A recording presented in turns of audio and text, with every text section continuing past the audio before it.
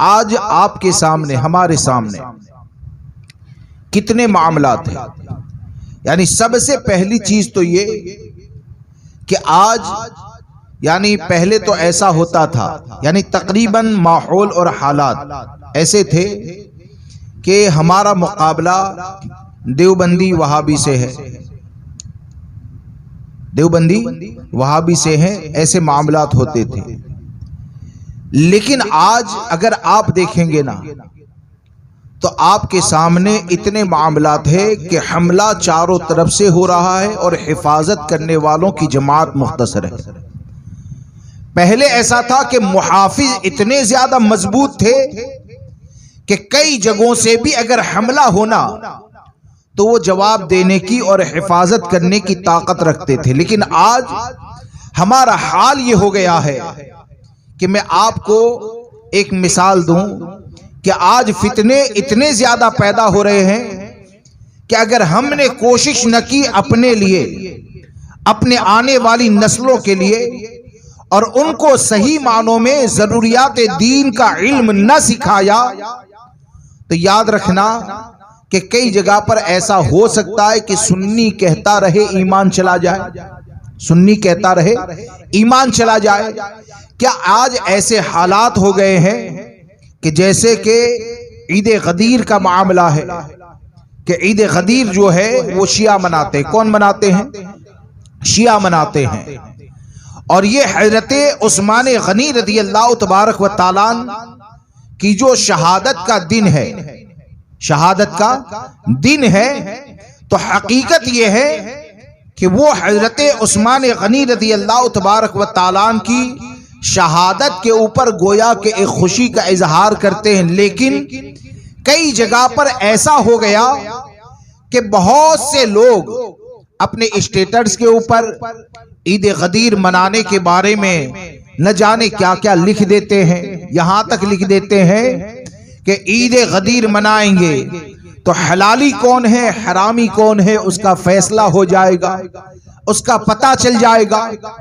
अब अल्लाह न करें अगर वो लिखने वाला अगर सैयद में से कोई होता है या लेबल अगर सादात का होता है, तो आज मामलात इतने ज्यादा बिगड़ गए कि हजारों सुन्नी सिर्फ सैयद की निस्बत की बुनियाद पर ये कहते हैं कि सैयद साहब है, हम उनके खिलाफ कैसे जुबान खोल सकते हैं। इस बात को याद रखकर चले कि कोई भी रहे, हर एक पर लाजिम यह है कि जो अहले सुन्नत व जमात पर कायम रहेगा और उसी पर दुनिया से जाएगा, उसी के लिए नजात का रास्ता है।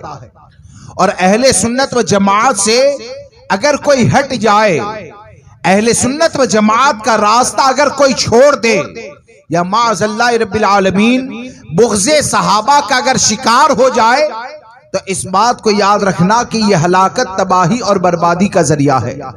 लेकिन आप अगर इल्म दीन ना होगा तो कितने लोगों को बचा सकते हैं, कितने लोगों की हिफाजत कर सकते हैं। एक मिसाल मैं आपको देता हूं कि आपको आज तक पता ही नहीं था कि ईद गदीर क्या है, और शिया लोग मनाते हैं कि सुन्नी मनाते हैं या क्यों मनाते हैं। आप अगर कुछ भी नहीं जानते हैं और दीन का इल्म आपके पास नहीं है, तो अगर किसी ने स्टेटस रखा या किसी ने ये कहा कि ए फला आ जाओ हम ईद गदीर मनाते हैं, अब लेबल सुन्नी का लगा है, तो आप उसको मना कैसे करेंगे? आप उसको मना उसी वक्त कर सकते हैं जब इल्म दीन से आपका दिल रोशन व मुनव्वर होगा, जब आपको इस चीज का एहसास होगा कि ईद गदीर कौन मनाता है और हमारा मामला क्या होता है। हजरत मौलाए कायनात हजरत अली करमल्लाहु ताला वजहुल करीम से अल्हम्दुलिल्लाह हम मोहब्बत करते हैं और करते रहेंगे इंशाअल्लाह। हजरत अली से मोहब्बत करना ये नजात और बख्शिश का जरिया है, और मौलाए कायनात की मोहब्बत ये ईमान और अकीदे की हिफाजत का जरिया है।